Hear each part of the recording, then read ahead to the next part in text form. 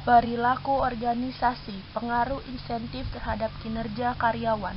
Anggota kelompok 6 terdiri dari saya dan rekan-rekan saya yang bernama Aprilia Widianingsih, Mentari Haura Rinjani, dan Adi Santoso, dosen pengampu Ibu Weni Desti Febrian.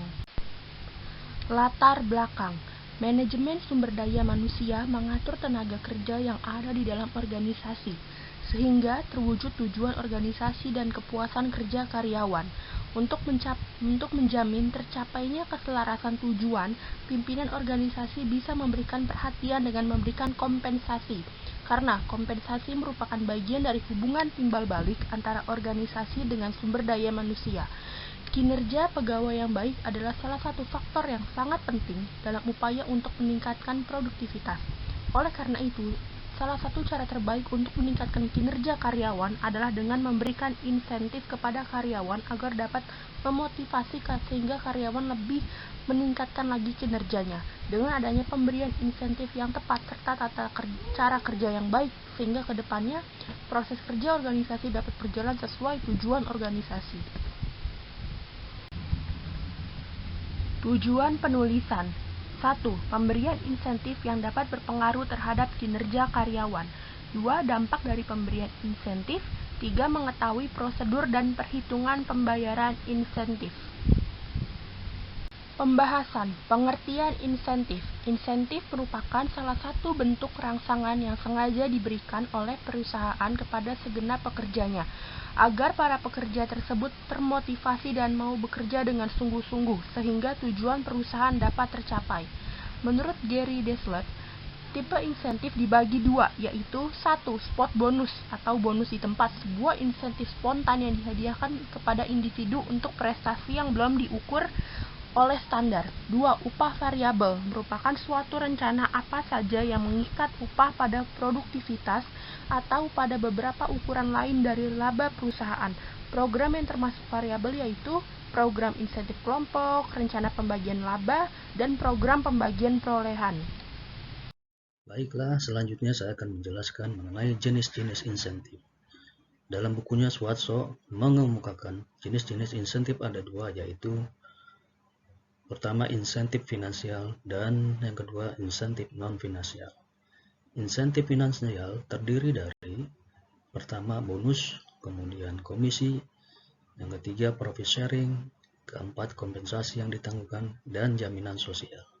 Sedangkan insentif non-finansial meliputi yang pertama pemberian gelar atau titel secara resmi, kemudian pemberian tanda jasa atau medali, kemudian pemberian piagam penghargaan, kemudian pemberian pujian lisan atau tulisan, kemudian pemberian hak untuk menggunakan sesuatu atribut dan fasilitas perusahaan, kemudian pemberian perlengkapan khusus pada ruang kerja, dan pemberian hak untuk apabila meninggal dimakamkan secara pahlawan.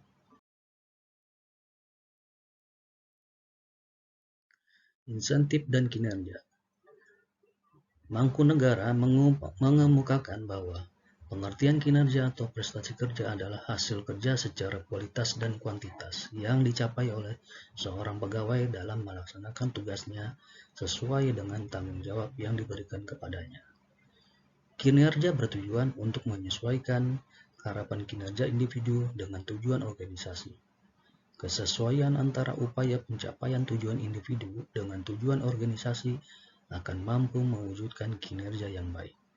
Tujuan mengalir dari atas ke bawah, sedangkan tanggung jawab bergerak dari bawah ke atas. Karyawan memiliki kinerja yang baik apabila yang bersangkutan memahami akan fungsi dan tugasnya dengan baik. Oleh karenanya, seorang karyawan harus memiliki bekal atau pengetahuan yang luas tentang pekerjaannya, sehingga tahu betul tentang tugas yang mesti dilakukannya. Pengaruh insentif terhadap kinerja karyawan. Yang pertama, meningkatkan gairah karyawan sehingga menjaga motivasi mereka tetap tinggi. Yang kedua, insentif dapat membangun koneksi secara emosional. Yang ketiga, insentif yang terikat akan memudahkan untuk mencapai tujuan perusahaan. Yang keempat, insentif hanya bekerja jika budaya perusahaan telah kuat. Yang kelima, insentif ada karena penghargaan terhadap sikap manusia sangatlah penting. Yang keenam, insentif dipandang sebuah persepsi keadilan. Dan yang ketujuh, insentif tidak harus selalu berwujud uang, sesuaikan dengan kebutuhan karyawan. Selanjutnya akan disampaikan oleh Saudari Aprilia. Studi kasus, PT Sanprima Sentosa merupakan perusahaan yang bergerak di bidang otomotif, khususnya kendaraan roda 2, yaitu motor. Prinsip utama dari PT Sanprima Sentosa Bogor sangatlah umum, yaitu memuaskan konsumen dengan menghadirkan produk yang bermutu, yang dipercaya sejak dulu dan mampu memberikan kebanggaan pada hati konsumen. Dalam pemenuhan kebutuhan konsumen PT Sanprima Sentosa Bogor mengharapkan ekspektasi yang lebih dari konsumen, sehingga akan menimbulkan persepsi yang baik terhadap konsumennya. Maka dari itu, PT Sanprima Sentosa menetapkan kebijakan intensif kepada para salesnya agar membuat karyawan menjadi semangat dalam mencapai target perusahaan, sehingga hal tersebut sangat positif bagi karyawan lain untuk meningkatkan kinerjanya. Semakin kinerja bagus, maka target semakin lebih dan tentunya insentif yang diterima karyawan akan lebih tinggi lagi yang diterima selain upah bulanan yang diterima. Dalam menetapkan kebijakan insentif, tentunya harus dibuat prosedur terlebih dahulu, sehingga pada saat implementasinya akan sangat jelas dalam pemberian insentif. Ini contoh gambar prosedur pembayaran insentif pada para salesnya. Bisa dilihat di sini. Dan ini perhitungan pembayaran insentif. Program berlaku bagi seluruh sales force atau disebut dengan salesman dan sales counter. Dealer Sanprima Sentosa Bogor. Yang pertama Cup. Itu mempunyai produk Supra X Revo Blade. Yang kedua Matic dan mempunyai produk Beat Vario Space Coupe PCX. Yang ketiga Sport. Target minimum pemberian insentif untuk penjualan motor Matic, Cup, dan Sport oleh salesman atau sales counter berdasarkan grading. Simulasi. Pada bulan Juni 2020, salesman A sama dengan S1 atau grade menjual 8 unit yang terlebih dari Honda Beat 4 dan PCX 4. Perhitungannya, total penjualan 8 unit, nilai insentif Honda Beat Rp75.000 dikali 4 unit sama dengan Rp300.000. Honda PCX Rp75.000 dikali 4 unit sama dengan Rp300.000. Insentif tambahan yaitu sebesar Rp15.000. Total nilai insentif salesman A sebesar Rp615.000.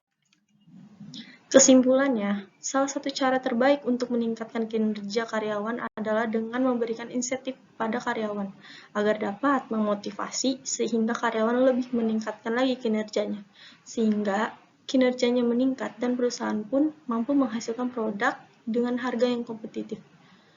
Pemberian insentif merupakan salah satu hal pokok yang harus diperhatikan oleh perusahaan. Semangat tidaknya karyawan bisa juga disebabkan oleh besar kecilnya insentif yang diterima.